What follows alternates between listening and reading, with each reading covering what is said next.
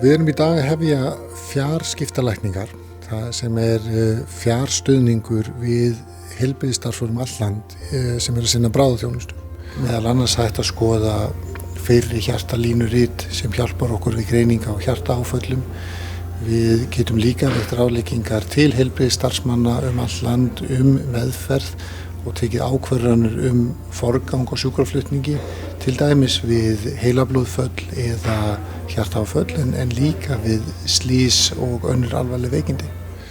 Verkefnið kom til eftir ítarlega greiningavinnu í viðbragðsteymi bráðaþjónustu sem unnin var á vegum heilbrigðisráðuneytisins.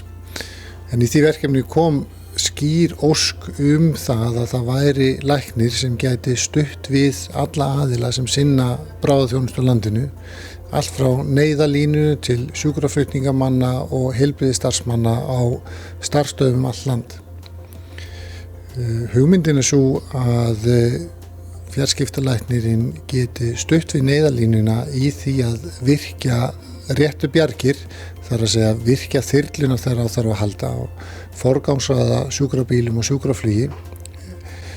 Hann líka að geta stutt við starfsemi eða vinnu sjúkraflutningamannana um allt land til þess að sinna sjúklingunum betur eða til þess að koma þeim í annan farveg heldur en að flytja þá beint á spítala.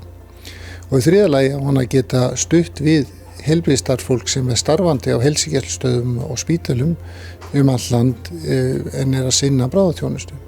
Til dæmis sjáum við fyrir okkur að við getum stutt við lítið reynda heilbrigðisstarfsmenn sem að sinna áverkum eins og liðhlaupum eða sárameðferð eða veitt ráðleggingar meðferð og þörf á sjúkraflutningi á stærri sjúkrahús.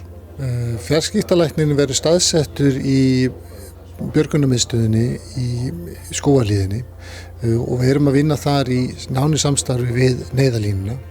En verkefnið sett upp í samstarfi við alla þá aðila sem að honum ætlað að þjónusta, svo sem Landhelgisgæsluna, sjúkraflugið, sjúkraflutningamenn allt land og heilbrigðisstofnanir.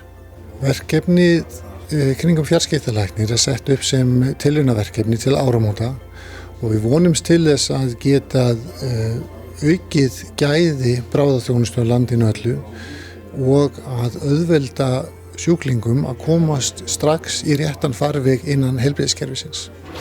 Við munum fylgjast með ýmsum þáttum varðandi þjónustuna og tekin verður afstaða til þess í haust hvort að framhald verður á verkefninu eftir áramót.